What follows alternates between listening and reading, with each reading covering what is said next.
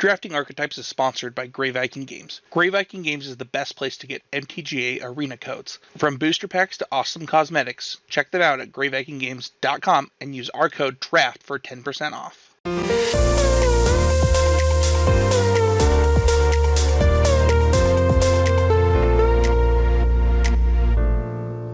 Hi everyone, this is Sam Black with Drafting Archetypes, and today we are going to be talking about drafting Lorehold Aggro in Strixhaven. As I've mentioned in the previous episodes, I'm going to be breaking different archetypes within a single color pair into different episodes. So today I'm looking specifically at aggressive builds of Lorehold, which is not to say that that's the only or the correct way to draft Lorehold, just that it is a way to draft Lorehold, and when you find yourself in a spot where that's the strategy that you're aiming for, I'm going to talk about how to maximize that strategy and what cards to look for when that's what you're about. We're still very, very early in Strixhaven's lifespan, and while I've been drafting a lot, this is still somewhat new to me. That means I don't personally have a ton of experience successfully drafting Lorehold Aggro. So I wanted to make sure that I was using all the information available to me to come up with my best guess about the methodology that I used to consider the data that is available to me, by which I mean informing my opinions here largely by 17 lands, is to look at opening hand win rates for cards within red-white. So then that gives me a sort of cards based on how successful they have been when drawn in opening hands by drafters collectively thus far. And the reason that I'm looking at opening hands specifically is that I'm trying to maximize for an aggro deck that's trying to play a short game, where a lot of the strength of your performance is going to come down to how strong your opening hand is and how well you can curve out and stuff.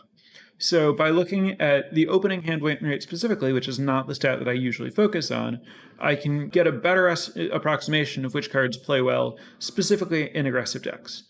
But because opening hand win rate doesn't tell the whole story and can bias heavily toward one-drops and stuff like that, I also noted and recorded their game drawn win rate to be sure that I wasn't including any cards that were really awful throughout in the course of a long game, and that I wasn't missing anything that's really good to draw later because it doesn't fit the opening hand model. So basically, I'm just trying to stick with, some realistic approximation of card strength while biasing toward strength in opening hand. So that gave me a few different lists. First, I looked at just what are the actual best cards for this archetype using that analysis. And those are the cards that, you want to take really highly and that are likely to put you into this archetype.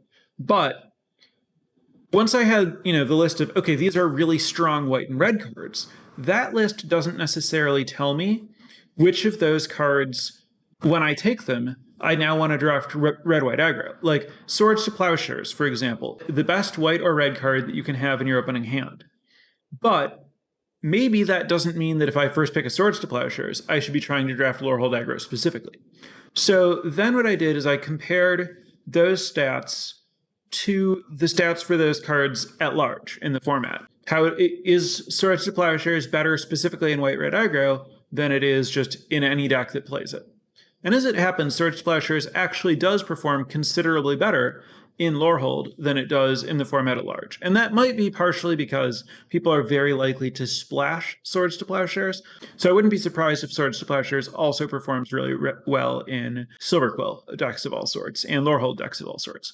So I wouldn't say that Swords to Plowshares is a strong push toward drafting Lorehold Aggro, but it is among the cards that I noted as a card that performs better in Lorehold Aggro than it does in general. Whereas a card like Sparring Regimen, which is the second highest win rate card in the format in your opening hand in Lorehold Aggro, that card doesn't perform exceptionally well in Lorehold. It's actually better, I would guess, in Silverquill, which makes sense because Sparring Regimen adds counters to creatures. And as I've discussed a lot previously, things that increase the strength of your creatures are a lot more effective when your creatures have keywords. The creatures in Silverquill have a lot more keywords than the creatures in Lorehold. Therefore, Sparring Regimen, the enchantment that when you attack, you can untap one of your creatures and put a counter on it, is going to be a stronger card in Silverquill than it is in Lorehold. So while if you first pick it, you're happy to go into Lorehold, it's not pressure toward drafting Lorehold. It's just pressure toward drafting a white aggressive deck. Whereas obviously, the white and red cards like Blade Historian and Venerable Warsinger tell you to draft white-red specifically because they are white and red. That was how I looked at the top first pick type cards to look at which ones are important for this archetype for providing context and how, when and how do you get into this archetype. The next thing I looked at was the commons sorted by opening hand win rate, again acknowledging their overall late game and hand win rate, to figure out what does the bulk of this deck consist of. A new part of my process that I haven't done in the past is when I was making my skeleton, which is laying out what a hypothetical deck of this archetype would look like. And let me pause for a second to remind anyone here who is a limited lover, I think is the name of the tier, patron on Drafting Archetypes. The notes for this podcast have been posted, so you can open that and follow along if that's interesting or useful to you. When I was making the skeleton, which is in those notes, I allowed myself to play 2 copies of any common that is taken above 8th pick on average, according to 17 lands, because those are the cards that I can expect to see multiple copies of in the course of a draft. If they're tabling, it would be easy for me to get them. Because I thought that there was a decent chance that this deck would rely on having multiple copies of the same cards, because part of the strength of this deck is that it's looking for cards that other people don't want. As it happened, that's very much the case. The top 2 opening hand win rate cards for the archetype are Combat Professor and Pilgrim of the Ages, which are both high picks in general and not cards that you table. Using my methodology, I figured you could only expect to have one of each of them. The next best cards, Lorehold Campus, interestingly, and then also Stonebound Mentor, which is the white-red 1/3/3 that when you exile a card from your graveyard, scries 1, is actually the 3rd highest performing spell. So right after Combat Professor and Pilgrim of Ages. And that card is taken something like 9th pick on average. Already we're seeing cards that are, actively quite strong in this deck that you can just kind of count on getting if your archetype is open. That actually performs better in your opening hand specifically than Heated Debate, though I would certainly not say that it's better in the deck overall than Heated Debate, as it performs a tiny bit better in your opening hand and considerably worse over the course of a long game. And you certainly shouldn't take it over Heated Debate because you can probably table the Mentor and not table the Heated Debate. The ranking of the next cards that are best in your opening hand: Eager First Year, Guiding Voice, Illustrious Historian, Star Pupil, and Make Your Mark. All of those cards routinely table. They have really good opening hand win rates. Most of them have somewhat weaker win rates later in the game, notable exception Guiding Voice, which is just good, about as good at any point. There aren't that many cards that do better than them later in the game, that do worse early, with the exceptions are Rise of Extus, Enthusiastic Study, and Study Break. Those cards are worse in your opening hand, but significantly better later on, such that I would want all of those cards in a Lorehold Aggro deck and included all of them in my skeleton. So my skeleton had multiple copies of all of those high win rate cards that all table. So the skeleton, to go through it quickly, is like 2 Guiding Voice, 2 Make Your Mark, 2 Star Pupil, 2 Study Break, 2 Eager First Year, 2 Illustrious Historian, 2 Stonebound Mentor, and then 1 Blood Age General, 1 Lorehold Pledge Mage, 1 Heated Debate, 1 Pilgrim of Ages, 1 Combat Professor, 1 Rise of Extus. A note on the Blood Age General Lorehold Pledge Mage split there. Blood Age General is a card that my methodology would let me play 2 copies of, but I chose to only play 1, and I chose to cut the second copy. It's the weakest 2 for a Lorehold Pledge Mage, despite the fact that Lorehold Pledge Mage has worse stats. The Lorehold Pledge Mage is the white-red hybrid 1/2/2 first strike with Magecraft, get +1/+0 until end of turn. Another sort that I looked at is how many copies of these cards have been played by decks on 17 lands in total. Lorehold Pledge Mage is one of the most played cards in white-red, despite the fact that it has pretty bad stats. Its stats are bad enough that it looks like it doesn't belong in this deck because I have more than enough cards that I shouldn't ever have to play it. I am skeptical that it's actually that bad because it's fairly obvious to me that the more combat tricks you have, the better Lorehold Pledge Mage is. And I suspect that Lorehold Pledge Mage's win rate in aggressive decks is being driven down by the fact that people are putting it in their Lorehold control decks where they don't have as many combat tricks and it's not as strong. And so even though it doesn't have a great opening hand win rate and it doesn't have a great game in hand win rate, I don't have the ability personally right now to look at its win rate as a function of the number of combat tricks in your deck. And I suspect with a higher number of combat tricks, it performs better. And my guess is that it probably moves up enough that you likely do want to play it in this deck. Twin Scroll Shaman is extremely similar to Lorehold Pledge Mage, generally has really, really close stats, wants basically the same things. I think Twin Scroll Shaman is basically a very slightly worse Lorehold Pledge Mage. You can use Twin Scroll Shaman if you don't have Pledge Mage, but they're both kind of borderline anyway, so I would be kind of looking to play Pledge Mage and taking Twin Scroll Shaman as a backup card if I end up short rather than really looking to play it.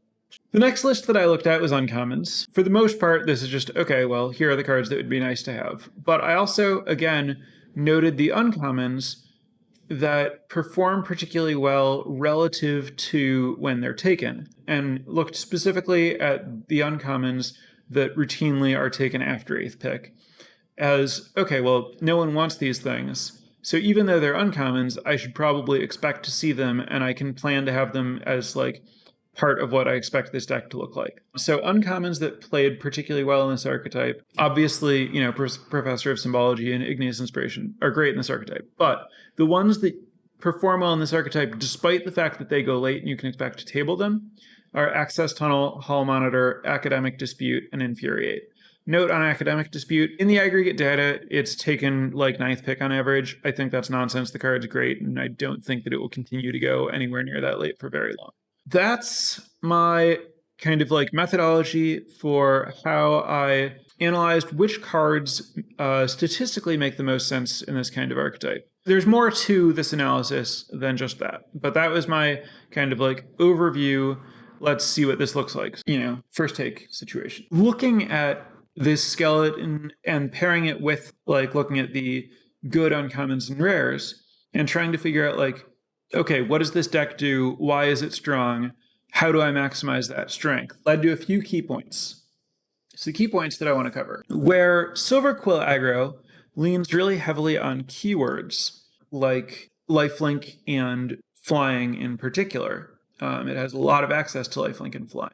Lorehold doesn't. Lorehold's creatures, the creatures that I listed that are in this deck, don't have keywords except Lorehold Pledge Mage, which was borderline made the cut anyway, and it just has First Strike, and Combat Professor, which is an extremely high pick, and you're unlikely to see a lot of them, and it's not really going to define your deck. One could argue that makes the case for the 1/2 Flying Spirit as a way to give your creatures keywords because they have numbers and not keywords. That might be true, but I would caution that card has very low win rates in this archetype, and I think that you just want to accept that your deck isn't about keywords. So what do I mean by your deck isn't about keywords? Keywords, as I've discussed, are kind of a multiplier on the quality of power. If you have a bunch of power, why would you not want keywords to go with that power? Incidentally, Zephyr Boots, the equipment that gives flying that is not a very good card, does actually have a pretty high win rate in Lorehold. It is a good way to give keywords to the numbers that you have. What I mean about just accept that your creatures don't have keywords is instead lean on tricks and removal. Accept that when you attack with your creature, your opponent is going to be able to block it, and they're going to be able to have a normal combat with it. And that's fine. That means that because your creatures are cheap and aggressive, you're pressuring your opponent and getting them to the spot where they're forced or encouraged to block, which validates your combat tricks. So I think one of the really big things that's going on here is you're playing weak 2-drops like your first year an Illustrious Historian and attacking, and then when your opponent blocks, you play Make Your Mark, and then you ensure that your creature is going to trade with theirs, and it'll be replaced with a 3/2. Presumably, this is going to be a tempo, mana positive exchange for you, and you'll get to make another play also. You're basically just trying to flood the board with high power and get damage in and end the game, and basically like finish your opponent off with cards like Enthusiastic Study and Study Break. Enthusiastic Study giving trample, Study Break tapping 2 blockers to let your creatures, finish your opponent off. So the theory on a big picture level about how your deck lines up against other decks, ideally, removal is bad against you because your creatures suck. None of them are worth killing. Removal is going to trade down on mana against you. Like if people have heated debates, your creatures mostly cost 1, 2, maybe, they kill a Stonebound Mentor and trade evenly on mana. And sometimes they're actually trading down on like value, like they're killing a Star Pupil and you move a counter somewhere. They're killing an Illustrious Historian, and now you have this resource in the graveyard that you can exile to make another creature. They're killing a Pilgrim of the Ages that already got you a Plains, and now you can bring it back. So removal is bad just because you're not presenting anything worth killing. But these garbage creatures are pressuring your opponent's life total, so they have to eventually just like use their removal spell. But because they're so bad, your opponent might just like take extra damage before they, finally bite the bullet and spend a removal spell on it. And then creatures are bad against you because you have tricks and removal and like study breaks to stop those creatures from blocking. Your opponent has to try to use their creatures defensively, but you're good at punishing the use of creatures defensively. So your deck is theoretically, from a certain perspective, good both against removal and creatures. From an optimistic point of view, you beat everything.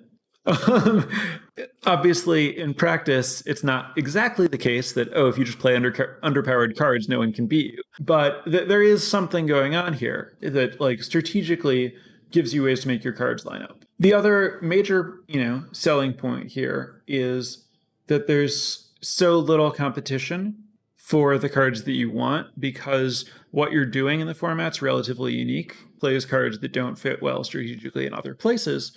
So you can afford to be really selective about which cards that are available you want to put in your deck because, like I said, the deck is composed of so many cards that table, so you can just play lots of copies of the same thing. And then the other point here is this deck is very, very fundamentals of Magic, just like I have creatures on a curve with tricks and removal. You're playing core set Magic. None of your cards specifically like care about your other cards. There's no real synergies. Your creatures don't even have abilities for the most part. You're not trying to like do anything fancy. You're not building any engines. You are just building a curve and some interaction. You're making sure that you have like the right number of creatures that you can apply pressure and like that they cost the right amount of mana. Get rid of your opponent's blockers. It's really, like ABC Magic. That's what's going on here. It's just a super straightforward aggro deck where there is like enough power and there are enough tricks and there are removal spells.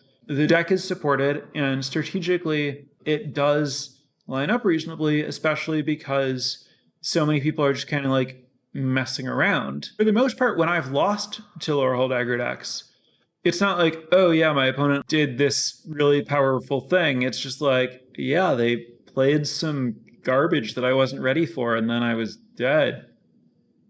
Huh. All right, well, next game. There are really small synergies, like, putting Guiding Voice on a creature that might use a counter above average. Like maybe you put it on a Star Pupil, or maybe you'll put it on a Twin Scroll Shaman. For the most part, you can combine your Guiding Voice pump spell on whatever creature you want, get your, random extra 3/2 threat or something, and it's all about the same. So looking at the list of cards that are played frequently in white-red, one other card that's not in my skeleton, that's played a lot, not surprisingly, is Tome Shredder. Tome Shredder obviously has a lot of synergies in white-red because it tapped to exile a card in your graveyard, which can trigger stuff that cares about exiling cards in your graveyard. It is not a good creature, I believe, for this deck. I think that it takes too long to make it bigger. 2/2 haste for 3 is fine, but not really what you're looking for. Basically, like, despite the fact that it has haste, it generally plays a lot better on defense because then it can, both threaten to block and get bigger in the same turn, whereas like it can't both get bigger and push damage. Tome Shredder, to clarify, is the 2 in a red, 2/2 haste, tap, exile an instant or sorcery card from your graveyard, put a +1/+1 counter on Tome Shredder. I do think that's a pretty strong card in some versions of Lorehold Control, especially if you have Quintorius type synergies. But for the aggressive deck, I think it's not the 3-drop for you, and I think that you will generally be able to. I think that it's worse in an aggressive deck than Stonebound Mentor, Lorehold Pledge Mage, and Twin Scroll Shaman, and Pilgrim of the Ages. And there should be more than enough of those before you even, before you get to thinking about Tome Shredder. That's just a card to watch out for that I mentioned, just because I know that statistically it is played a lot in white and red. I guess that leaves going over just the list of cards that are putting you into this space. If the deck is full of, relatively unimpressive late pick commons, potentially, well, when do you decide to move in on that? Obviously, you should only do it if you're getting good stuff. So the list of cards that are better than Combat Professor. There aren't very many. All of them you would be reasonably happy to take first pick. Combat Professor itself isn't a bad first pick. So that means these are, better first picks than Combat Professor that would either lean you toward this or open you up to this kind of archetype. Are Swords to Plowshares, Sparring Regimen, which is the 3-mana enchantment that I talked about that learns, Blade Historian, which is the quad red-white hybrid 2/3 that gives all of your attacking creatures double strike, Professor of Symbology, the uncommon 2/1 enters the battlefield learn, Leonine Light Scribe, the 1 in a white 2/2 Magecraft, your creatures get +1/+1 until end of turn. Venerable Warsinger, the 1 red-white 3/3 probably Vigilance and Trample, and when it damages your opponent, you can put a creature from your graveyard onto the battlefield if it has converted mana cost equal to or less than the amount of damage this did to them. Plarg, Dean of Chaos, the 2/2 looter that has other abilities in the backside and stuff. Lightning Bolt, Hoffrey Ghost Forage, the 4/5 mythic that makes token copies of your creatures when they die. Retriever Phoenix, the 2/2 Flying Haste Learn Phoenix that, for 4 mana that you can return from your graveyard when you learn. Igneous Inspiration, the 3 damaged any target sorcery that learns. Elite Spellbinder, 3/2 that looks at your opponent's hand and can exile a card, and then that card costs 2 more mana to play for the rest of the game. Thunderous Orator, the uncommon 2/2 Vigilance that picks up abilities from other creatures. Lorehold Command, the command, it has a bunch of modes, it's an instant for 5 mana.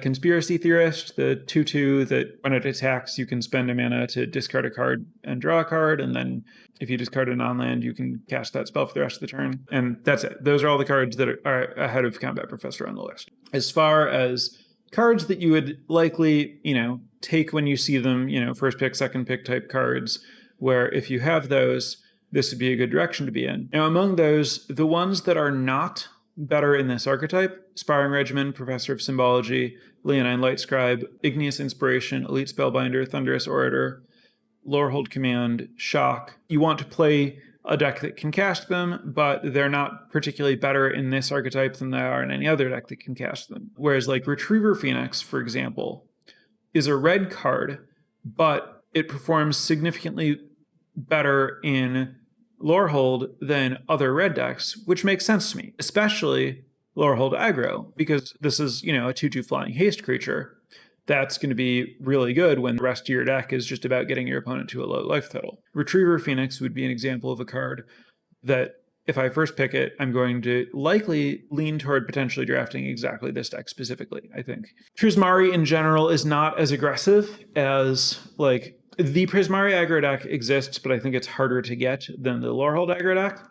And Retriever Phoenix is going to be quite a bit stronger in an aggro deck. Those are the cards that first pick, think about this path. A lot of whether you want to be on this path specifically is going to come down to, okay, well now I'm drafting red and white. Am I seeing more powerful late game cards returned past Caller, the 6 mana 4/2 that brings something back from your graveyard to your hand? And am I seeing Quintorius or whatever other draws there are to playing a longer game? Or am I seeing more of just Guiding Voice, Study Break, Lorehold Pledge Mage, Enthusiastic Study, Stonebound Mentor, Eager First Year type aggro cards. For the most part, if you take you start with a card that puts you in Lorehold, you're going to be like, okay, well, I'm just going to take the best white and red card I see for a while. You'll figure out maybe into like pack 2, pack 3, okay, do I want this deck to lean aggressive or do I want this deck to lean controlling? In all likelihood, if you're supposed to be in Lorehold, you'll end up with a lot of the tools to shift your deck to build one way or the other. And it's just a matter of, okay, which of these cards am I going to leave in the sideboard that I took in pack 1 when I still didn't know exactly where I was going to be? Once you're into pack 3, it's going to be a lot of, okay, I've decided to be aggressive. These are the tools that I have. What am I missing in terms of like building the correct curve? Are there tricks that I need? Do I have like a study break or some other way to like, finish my opponent? So the actual process of drafting like Lorehold Aggro as compared to drafting Lorehold in general is going to look similar for presumably at least roughly the first half of the draft. And then a lot of the decisions about like how do I properly build this as an aggro deck are going to come into play in the third pack when you're like rounding your deck out and then in deck building. That covers my notes here, and that's my big picture synopsis of what's happening with Lorehold Aggro. I'm going to open it up to questions from chat. I do want to, as always, take a moment to thank my new patrons over at patreon.com/draftingarchetypes. So thank you to Bruno, Jerry, Christoph, and Florian. For anyone else who's interested in supporting the podcast, click on the patreon.com/draftingarchetypes or type it into your web bar or whatever and look over the benefits that are offered and see if it appeals to you. If you've been listening to this for a while and you feel like it's helped your limited game, it would be great to give back to myself and my editor and encourage us to keep this going and everything. That's my little pitch there. So now let's move on to these questions. First question, is Mana Tithe good in this archetype? I would have to imagine so. I think that its stats, the last time I checked, were positive, not amazing, but Mana Tithe is, better the shorter the game you're playing. It was very good against me the one time that it was cast against me out of a deck like this. I suspect that it's quite good in this archetype. Next question is a good question about the number of lands in this archetype. Is it usually trending towards 17 still? Given the curve that I'm looking at in the skeleton, I think for the most part you can pretty safely cut a land. Obviously, lesson and learning in general makes you want to increase your land count because they're all deceptively expensive because they give you stuff to spend your mana on. But it's still the case that this is a deck full of 2 and 3 drops, and your guiding voices are usually going to be finding a 3 mana lesson here. One important note is I do think that even though this is a 2-color deck, I think the Lorehold Campus is a real priority. It shows up very high on the opening hand win rate stats, and I think that isn't a fluke because you're so good at spending your mana. You do empty your hand, and the ability to scry is really powerful in terms of making sure that you can grind your opponent out or find a way to finish the game or something. So this is a deck that really wants to find and play Lorehold Campus, but despite that, I think it will often want to be, my guess is only cutting 1 land, going to 16 lands because of campuses and learning and stuff. But I do think that you want to go a little bit lower than 17. The next question is, Pledge Mage is good or bad? The stats are bad, but they're highly played. My guess is that if you have a sufficient number of tricks and learn cards, like the numbers that you want on those, then they are good. One card that's really going to pull that direction is Academic Dispute. Academic Dispute plays really well with Lorehold Pledge Mage. So if it continues to be the case that you can get those late and you end up with, 1 or more Academic Disputes, that would be a pretty strong draw to me to put Lorehold Pledge Mage in my deck. Yeah, the next question is, what cards are considered a trap to add to your Lorehold Aggro deck? For example, the 5 mana 2/2 flyer that returns a 3 or less mana value creature from your graveyard to your hand. I think that's a great example of a card that, to me, reads reasonably strong, but doesn't have particularly good stats in this archetype. I think Tome Shredder is another that I discussed. I think the 1/2 flyer that can exile a card in your graveyard to give something flying is another. You want to be careful about red and white do have a number of grindy cards, and when your plan is I'm going to play bad creatures and attack you and like get your life total down and then finish you off with, study break or something, you need to be careful to make sure that your cards are all about that. Like you don't want to have like 1/4s in your deck or something. The 5 mana value flyer is a good example, along with the other ones that I mentioned. Next question: if you were to splash with Lorehold, I mean, in general, I'm not looking to splash in aggressive decks. The more controlling I am, the more open to splashing I am. I would say that this is just not a deck where I'm looking to splash at all. Next question is, does the combat heavy deck get better or worse in best of 3 on average? I can't really speak to that. I assume in general that I'm talking about best of 1. Yeah, I'm really not sure about whether it's significantly different in best of 3. The next question is about Clever Lumimancer and whether it's too risky. Clever Lumimancer has bad but not horrible stats, but like significantly bad. Like it's worse in your opening hand than Lorehold Pledge Mage, and then much worse later in the game. I think you need to be kind of like unrealistically Guiding Voice and Study Break and Enthusiastic Study flooded to use Clever Lumimancer well. I don't think that it's impossible to have so many of those that it's worth it, but I think for the most part, it's not what you're looking for. I think like it has considerably worse stats than Star Pupil. Next question, is this an archetype that can perform well with commons and uncommons, or does it need rares? Every deck in this format is going to do way better if it draws a really good rare. Like there are rares that have just much higher win percentages than the commons.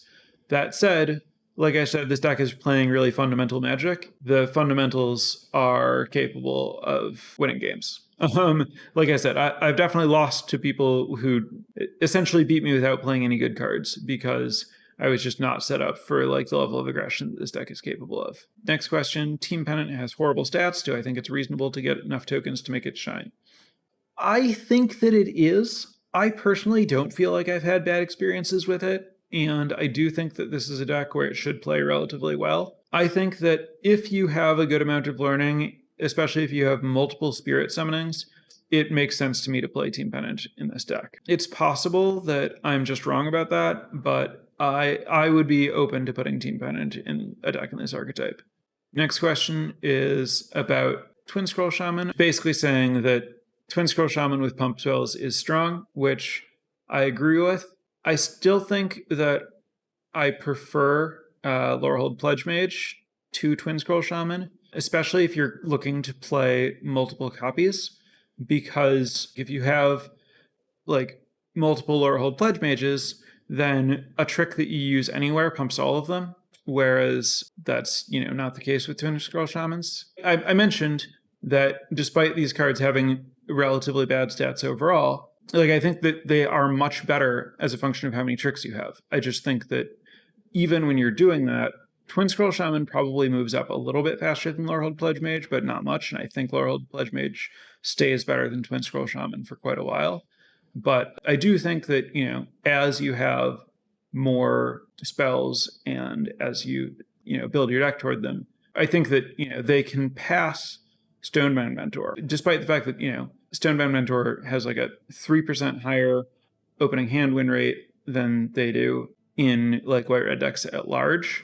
But I do think that like I do believe in their potential when combined with tricks. Next question, are there any circumstances where you wind up splashing cards? Again, in aggressive decks, I really don't want to splash cards. Next question, assuming you don't have Light Scribe or Lumimancer, what would an ideal ratio of creatures, tricks, removal be?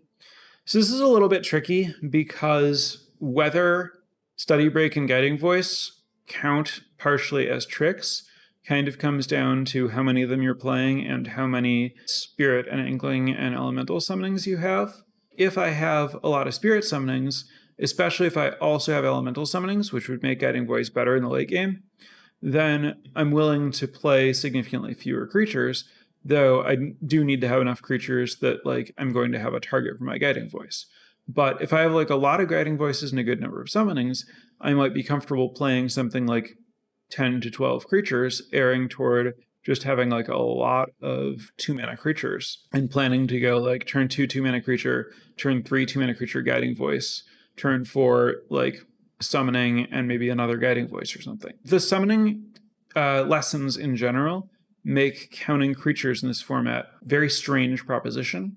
So, like, if we count all of the cards that learn as potential threats, I would say you probably want to have, 16 or so threats, and then a few removal spells. I don't know. I don't really think much about, like, exact totals about these things for the most part, and more to the point, I don't really have enough experience to say anything confidently there.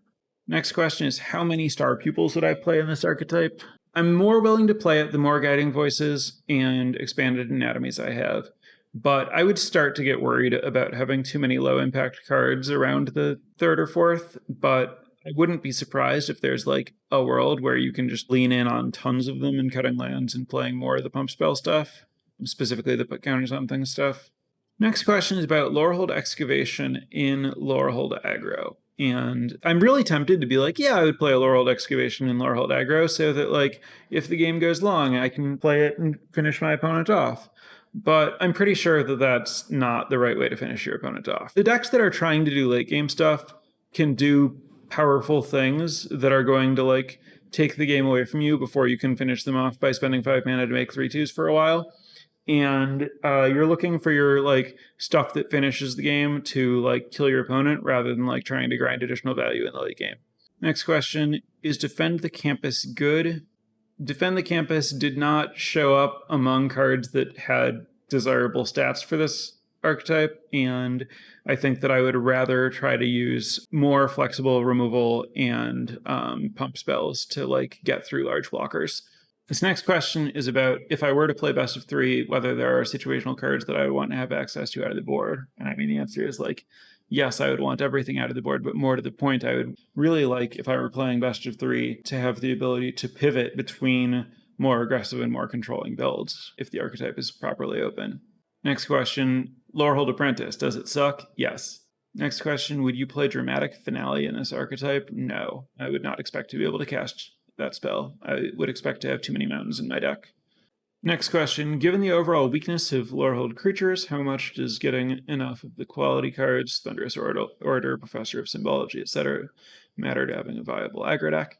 So Thunderous Orator specifically is actually pretty unimpressive in Lorehold. Like I said, in Silver Quill, you have a lot more keywords, and in Lorehold, you just don't really. Such that, like, Thunderous Orator, I don't know how often it's going to be better than Eager First Year in Lorehold. Basically, I think Eager First Year and Illustrious Historian are both actually just pretty good for what this deck is trying to do. That means that, like, the deck isn't actually, like, leaning on uncommons and rares that much. The common creatures that are kind of the backbone of your deck, like Stonebound Mentor, Eager First Year, Illustrious Historian, Star Pupil, all go super late. Yes, Professor of Symbology, much better than all of those. Professor of Symbology is also, like, roughly the winningest uncommon in the set in general. And so, obviously your deck's going to be better the more of those you have. Because the creatures function pretty well for what the deck's trying to do, I don't think it's essential to, like, replace them with the uncommon versions. The next question is about Expel, which I think is good in the, like, grindy engine Lorehold control deck, and very, very bad in Lorehold aggro, like worse than it is in Silver Quill aggro, because, like, in Silver Quill aggro, you have evasive creatures and you can end up in a spot where you're attacking your opponent with evasive creatures and they're attacking you with ground creatures. In Lorehold aggro, your creatures are ground creatures and you're not going to end up in a spot where Expel is doing what you're looking to do unless you, like, are totally getting crushed. So you'd much rather have a combat trick there. The next question is about Study Break to set up Expel, which I think is something reasonable to do if both of those cards are in your deck, but I wouldn't put Expel in my aggro deck to do that. All right, so that's going to conclude this week's podcast. Thank you, everyone, for tuning in, checking this out on whatever platform you happen to be listening to this on right now. I do record this at the same time almost every week. Come back next week on YouTube or whatever podcast app you're into. And of course, for anyone listening to this not live, you can keep doing what you're doing if that works out well for you. But if you do ever have an opportunity to tune in live, I'd be happy to field your questions. And again, you can always do that Wednesday at 8 p.m. Central on twitch.tv/Samuel H. Black. Thank you, everyone, and goodbye.